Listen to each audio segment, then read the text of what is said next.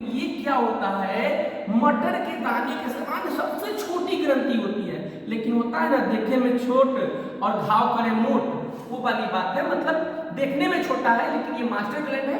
इसका कार्य अपने हार्मोन्स के साथ साथ दूसरे ग्लैंड में हार्मोन्स बनाने की प्रक्रिया में भी मदद करना होता है, इसलिए इसको मास्टर ग्लैंड बोलते हैं, पिट्यूटरी ग्लैंड। पिट्यूटरी ग्लैंड क्या कहता है, pituitary gland also called master gland. जैसे मैंने बताया कि इसको मास्टर ग्लैंड भी बोलते हैं because it is produce on hormones as well as, मतलब अपने साथ साथ its control production of hormone in different gland. ये अपने लिए तो भाई वेल एज वेल, अपने लिए तो ये हार्मोन्स बनाता ही है, साथ में जो हार्मोन्स अन्य ग्लैंड में बनता है उनको नियंत्रण करने का कार्य भी यह करता है, और अन्य ग्लैंड में यह हार्मोन जो बनता है उसमें मदद करने का भी कार्य करता है। इसीलिए पिट्यूटरी ग्लैंड को master gland and glands of head quarter भी मानते हैं। ठीक है, बारे में चूंकि यह खुद के लिए कि भाई बताओ शरीर का सबसे छोटा ग्लैंड क्या है, सिंपल याद रखिएगा मटर, मटर याद रखिएगा। मटर का यहाँ अर्थ है पिट्यूटरी ग्लैंड, सबसे छोटा भाग होता है या सबसे छोटा ग्लैंड होता है, लेकिन छोटा नाम के लिए है। यह पता है ना, ये हनुमान का काम करता है, संजीवनी का काम करता है। ये अपने लिए तो करता ही है और प्लस राम भगवान के लिए भी काम करता है, यानी कि अपने साथ साथ ये अपने प्रजा को जो छोटा मोटा और जो शरीर में जितने ग्लैंड है सभी ग्लैंड में हार्मोन्स बनाने में मदद कराने का कार्य भी करता है। ठीक है, और जो हार्मोन्स को नियंत्रण करने का, देखिए हार्मोन्स भी शरीर में ज्यादा बन गया तो दिक्कत है, कम बन गया तो दिक्कत है, बहुत दिक्कत है ना।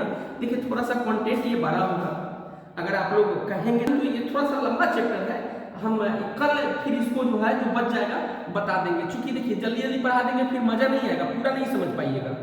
हम कोशिश करेंगे कि 2 क्लास में इसको बता दें ताकि आप लोग अच्छे से समझ पाए। आप लोग का क्या राय है? हेड ऑफ द बॉडी, ये हमारे शरीर का सबसे छोटी ग्रंथि होता है। It is found in Oval shape, और यह जो है आकार की बात करें तो आप बताइए मटर चिपटा होता है कि गोल होता है? सो बताइए, मटर चिपटा होता है कि गोल होता है? आपको कैसा होगा? गोल होगा।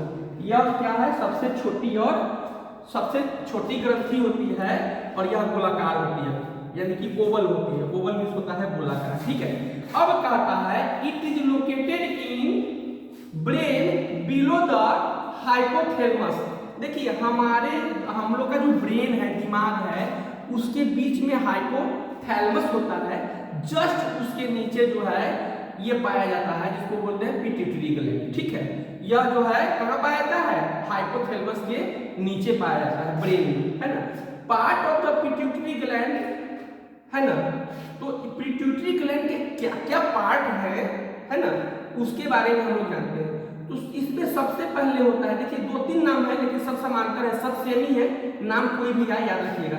जैसे फ्रंट लोब आ जाएगा, या एंटीरियर लोब आ जाएगा, या एंडोहाइपोफाइसिस आ जाएगा।